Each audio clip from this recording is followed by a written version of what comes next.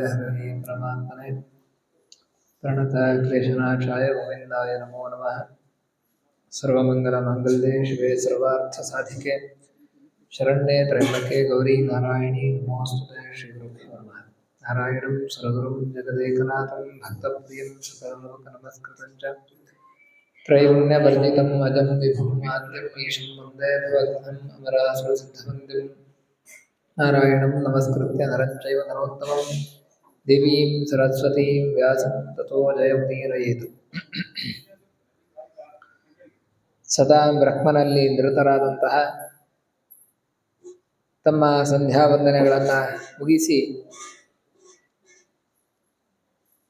ಸಂಧ್ಯೆಯ ಅಗ್ನಿಹೋತ್ರವನ್ನು ಕೂಡ ಮುಗಿಸಿ ಋಷಿಗಳೆಲ್ಲರೂ ಕೂಡ ಸ್ವಸ್ಥರಾಗಿ ವೇದವ್ಯಾಸರು ರಚಿಸಿದಂತಹ ಮಹಾಭಾರತವನ್ನು ಶ್ರವಣ ಮಾಡುವುದಕ್ಕೋಸ್ಕರ ಅದರಲ್ಲಿರುವಂತಹ ಮಹಾತ್ಮರ ಭಗವದ್ಭಕ್ತರ ಧರ್ಮ ವಿಚಾರಗಳ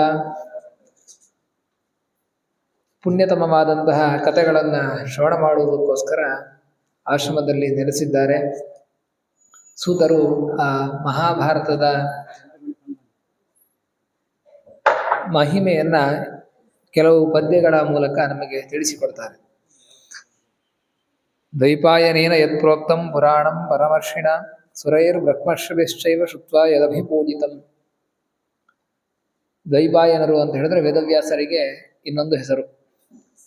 ಅವರು ದ್ವೀಪದಲ್ಲಿ ಜನಿಸಿದ್ದು ಆದದ್ರಿಂದ ಅವರಿಗೆ ದ್ವೈಪಾಯನ ಅಂತ ಹೇಳಿ ಹೆಸರು. ಆ ಮಹಾಭಾರತ ಅಂತಹ ಪರಮ ಋಷಿಗಳಾದಂತಹ ಭಗವಂತನ ಸಾಕ್ಷಾತ್ ಅವತಾರರಾದಂತಹ ವೇದವ್ಯಾಸರಿಂದ ರಚಿತವಾಗಿದೆ. ಆದ್ದರಿಂದ ಸುರೈಹಿ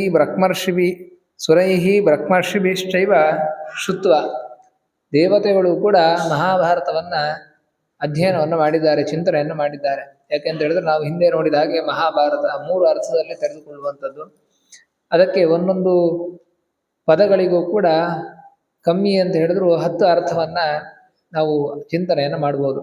ಆದರೆ ಮಾನವರ ಕೈಯಲ್ಲಿ ಒಂದರ್ಥ ಚಿಂತನೆ ಮಾಡುವುದೇ ದೊಡ್ಡ ಸಾಧನೆ.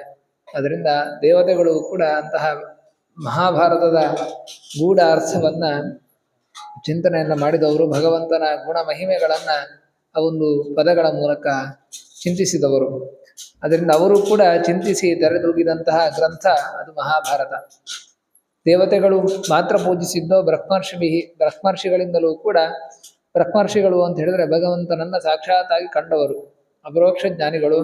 ಅಂತಹ ಅಪರೋಕ್ಷ ಜ್ಞಾನಿಗಳಿಂದಲೂ ಕೂಡ ಈ ಮಹಾಭಾರತ ಗ್ರಂಥ ಅನ್ನುವಂಥದ್ದನ್ನ ಅವರು ಕೂಡ ಅದನ್ನು ಅಧ್ಯಯನವನ್ನು ಮಾಡಿದ್ದಾರೆ. ಅಧ್ಯಯನ ಮಾಡಿ ಯದಭಿಪೂಜಿತಂ, ಅವರೆಲ್ಲರಿಂದಲೂ ಕೂಡ ಈ ಮಹಾಭಾರತ ಗ್ರಂಥ ಅನ್ನುವಂಥದ್ದು ಗೌರವಿಸಲ್ಪಟ್ಟಿದೆ, ಪೂಜಿಸಲ್ಪಟ್ಟಿದೆ.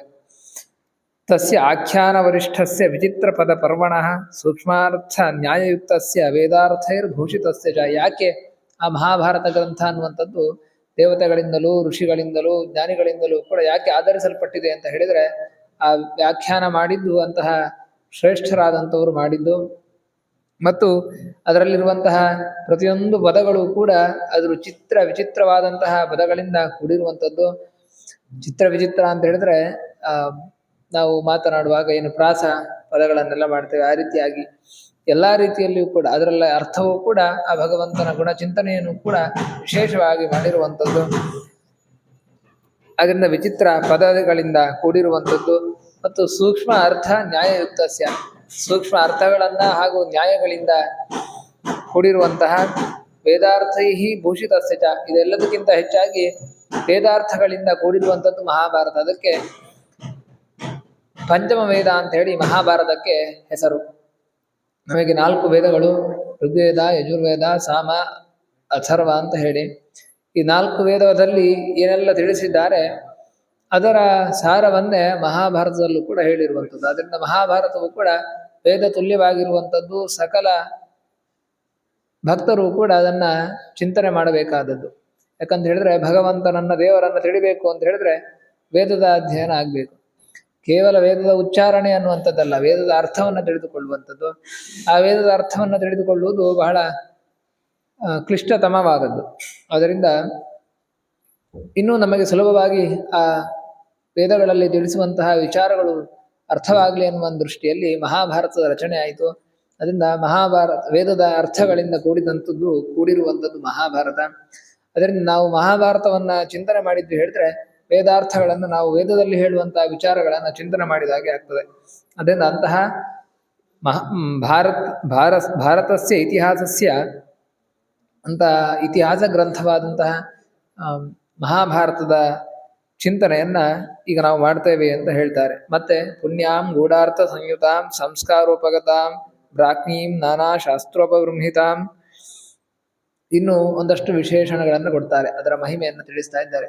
ಪುಣ್ಯ, ನಾವು ಅದನ್ನು ಶ್ರವಣ ಮಾಡಿದ್ರೆ ಪದೇ ಪದೇ ಅದನ್ನು ಹೇಳ್ತಾರೆ ಅಂತ ಹೇಳಿದ್ರೆ ಆ ಗ್ರಂಥದ ಮಹತ್ವವನ್ನ ನಮಗೆ ತಿಳಿಸುವಂತಹ ಉದ್ದೇಶ ಅಷ್ಟೇ. ಯಾವಾಗಲೂ ಕೂಡ ಗ್ರಂಥಗಳು ಶಾಸ್ತ್ರಗಳು ಒಂದು ವಿಚಾರವನ್ನ ಪದೇ ಪದೇ ಹೇಳ್ತಾ ಇದೆ ಅಂತ ಹೇಳಿದ್ರೆ ಆ ವಿಷಯದಲ್ಲಿ ವಿಶೇಷವಾದಂತಹ ಒಂದು ತಾತ್ಪರ್ಯ ಇದೆ. ತಾತ್ಪರ್ಯ ಅಂತ ಹೇಳಿದ್ರೆ ಅದರಲ್ಲೊಂದು ವಿಶೇಷವಾದಂತಹ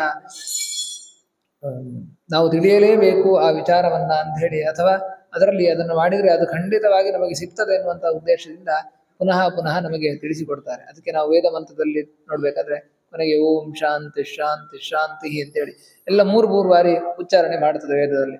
ಯಾಕೆ ಅಂತ ಹೇಳಿದ್ರೆ ಅದರಲ್ಲಿ ವಿಶೇಷವಾದಂತಹ ಒಂದು ಅನುಭೂತಿ ಅನ್ನುವಂಥದ್ದು ಸಿಗ್ತದೆ ಅನ್ನುವುದಕ್ಕೋಸ್ಕರ ಆ ರೀತಿಯಾಗಿ ಪದೇ ಪದೇ ನಮಗೆ ತಿಳಿಸಿಕೊಡ್ತಾರೆ. ಅದರಿಂದ ಅಂತಹ ಪುಣ್ಯವನ್ನ ಉಂಟು ಮಾಡುವಂತಹ ಮೇಲ್ನೋಟದಿಂದ ಮಹಾಭಾರತ ಒಂದು ರೀತಿಯಲ್ಲಿ ಕೇವಲ ಕಥೆಯ ರೀತಿಯಲ್ಲಿ ತೆರೆದುಕೊಂಡರೂ ಕೂಡ ಅದರ ಒಳ ಅರ್ಥದಲ್ಲಿ ಇನ್ನೊಂದು ಅರ್ಥವನ್ನು ಕೂಡ ಒಳಗೊಂಡಿರುವಂಥದ್ದು ಗೂಢಾರ್ಥ ಸಂಯುತ. ಮತ್ತೆ ಪರಂಪರೆಯಿಂದ ವೇದವ್ಯಾಸರಿಂದ ವೈಶಂಪಾಯನರಿಗೆ, ವೈಶಂಪಾಯನರಿಂದ ಸೂತರಿಂದ ಮತ್ತೆ ಉಳಿದ ಋಷಿಮುನಿಗಳು, ಹಾಗೆ ಪರಂಪರೆಯಿಂದ ಬಂದಿರುವಂತಹ ಒಂದು ಮಹಾಭಾರತ ಅನ್ನುವಂಥದ್ದು ಇದು. ಈ ರೀತಿಯಾದಂತಹ ಕೇವಲ ಭಗವಂತನ ಪರಬ್ರಹ್ಮನನ್ನ ಹೇಳುವಂತಹ ಸಕಲ ಶಾಸ್ತ್ರದ ಅರ್ಥದಿಂದ ಕೂಡಿರುವಂತಹ ಈ ಮಹಾಭಾರತವನ್ನ ನಾನು ನಿಮಗೆ ಹೇಳ್ತೇನೆ ಅಂತ ಹೇಳಿ ಮೊದಲಿಗೆ ಸೂತರು ಸಂಕಲ್ಪವನ್ನ ಮಾಡ್ತಾರೆ. ಯಾವ ರೀತಿಯಾಗಿ ಅದರಲ್ಲೂ ಕೂಡ ಈ ಶಾಸ್ತ್ರವನ್ನ ಉಪದೇಶ ಮಾಡುವಂಥದ್ದು ಅಥವಾ ಒಂದು ವಿಚಾರವನ್ನ ತಿಳಿಸುವಂಥದ್ದು ಯಾವ ರೀತಿಯಾಗಿ ಅದಕ್ಕೆ ಮಹತ್ವ ಬರ್ತದೆ ಅಂತ ಹೇಳಿ ಒಂದು 2-3 ರೀತಿಯಲ್ಲಿ ಅದನ್ನ ಉಲ್ಲೇಖ ಮಾಡ್ತಾರೆ. ಕೇವಲ ಕೇಳುವವರು ಆಪ್ತರು ಅಂತ ಹೇಳಿದ್ರೆ ಆಸ್ತಿಕರು ಅಂತ ಅರ್ಥ. ಆಸ್ತಿಕರು ಅಂದ್ರೆ ಭಗವದ್ಭಕ್ತರು ಅಂತ ಆದ್ರೆ ಆಗ ಹೇಳುವಂತಹ ವಿಚಾರದಲ್ಲಿ ವಿಶೇಷವಾದಂತಹ ಅದರಲ್ಲಿ ಯಥಾವತ್ತಾಗಿ ಯಥಾರ್ಥವನ್ನೇ ತಿಳಿಸ್ತಾರೆ. ಕೇಳುವವರಿಗೆ ಭಗವದ್ಭಕ್ತರಲ್ಲ ಅಂತ ಆದ್ರೆ ಆಗ ಹೇಳುವ ವಿಚಾರದಲ್ಲಿ ಹೇಳಿರ್ತಾರೆ, ಆದರೆ ಅದು ಅರ್ಥ ಆಗ್ತಾ ಇರುವುದಿಲ್ಲ. ಯಾಕಂತ ಹೇಳಿದ್ರೆ ಅದರಲ್ಲಿ ಇನ್ನೊಂದು ವಿಚಾರವೂ ಕೂಡ ಅದನ್ನು ಮೇಲ್ನೋಟಕ್ಕೆ ಇನ್ನೊಂದು ಅರ್ಥ ಬರುವ ರೀತಿಯಲ್ಲಿ ಹೇಳಿರ್ತಾರೆ. ಆದ್ರೆ ಇಲ್ಲಿ ಮಹಾಭಾರತ ಅನ್ನುವಂಥದ್ದು ಅಲ್ಲಿ ಗೂಢಾರ್ಥದಿಂದ ಕೂಡಿದ್ರೂ ಕೂಡ ಯಾವ ರೀತಿಯಾಗಿ ವೇದವ್ಯಾಸರಿಂದ ಈ ಗ್ರಂಥವನ್ನು ರಚನೆ ಮಾಡಿದಂತಹ ವೇದವ್ಯಾಸರು ಯಾವ ರೀತಿಯಾಗಿ ಉಪದೇಶವನ್ನು ವೈಶಂಪಾಯನರಿಗೆ ಮಾಡಿದ್ದಾರೆ, ಆ ವೈಶಂಪಾಯನರಿಗೆ ಮಾಡ್ತಾ ವೈಶಂಪಾಯನರು ಜನಮೇಜಯನ ಆ ಯಾಗದಲ್ಲಿ ಅವರು ಅದನ್ನ ಉಪದೇಶವನ್ನು ಮಾಡಿದ್ದಾರೆ. ಅದನ್ನ ನಾನು ಯಥಾವತ್ತಾಗಿ ಕೇಳಿದ್ದೇನೆ. ಅವರೇನು ವೇದವ್ಯಾಸರಿಂದ ಬಂದದ್ದೇ ನಾವು ಕೂಡ ಕೇಳಿರುವಂಥದ್ದು. ಅದರಿಂದ ಈ ಗ್ರಂಥದಲ್ಲಿ ಈ ಶಾಸ್ತ್ರವನ್ನು ಮಹಾಭಾರತವನ್ನು ನಾವು ಹೇಳ್ತಾ ಇದ್ದೇವೆ ಹೇಳಿದ್ರೆ ಅದ್ರಲ್ಲಿ ನಮ್ಮ ಕಪೋಲ ಕಲ್ಪಿತವಾದಂಥದ್ದು ಯಾವುದೂ ಕೂಡ ಇಲ್ಲ. ಎಲ್ಲ ಗುರುಗಳಿಂದ ಬಂದಂತಹ ವಿಚಾರವನ್ನೇ ನಾವು ಪ್ರಸ್ತುತಪಡಿಸ್ತೇನೆ ಅಂತ ಹೇಳಿ ಧನಮೇಜಯಸ್ಯ ಯಾಮ್ರಾಜ್ಞೋ ವೈಶಂಪಾಯನ ಉಕ್ತವಾನ್ ಯಥಾವತ್ತ ಮುನಿಸ್ತುಷ್ಟ್ಯಾ ಸತ್ರೇ ದ್ವೈಪಾಯನಾಜ್ಞೆಯ. ಅದು ಕೂಡ ವೇದವ್ಯಾಸರು ನನಗೆ ಆಜ್ಞೆಯನ್ನು ಮಾಡಿದ್ದಾರೆ. ಕೇವಲ ವೈಶಂಪಾಯನರು ಹೇಳಿದ್ರು ಅದನ್ನು ನಾನು ಬಂದು ಹೇಳ್ತಾ ಇದ್ದೇನೆ ಅಂತ ಅಷ್ಟೇ ಅರ್ಥ ಅಲ್ಲ. ಗ್ರಂಥವನ್ನು ರಚನೆ ಮಾಡಿದಂತಹ ವೇದವ್ಯಾಸರು ಕೂಡ ನಿಮಗೆಲ್ಲ ಈ ಒಂದು ಚಿಂತನೆಯನ್ನ ಭಗವಂತನ ಚಿಂತನೆಯನ್ನ ಹೇಳಬೇಕು ಅಂತ ಹೇಳಿ ಆಜ್ಞೆಯನ್ನ ಮಾಡಿರುವುದರಿಂದ ಅಂತಹ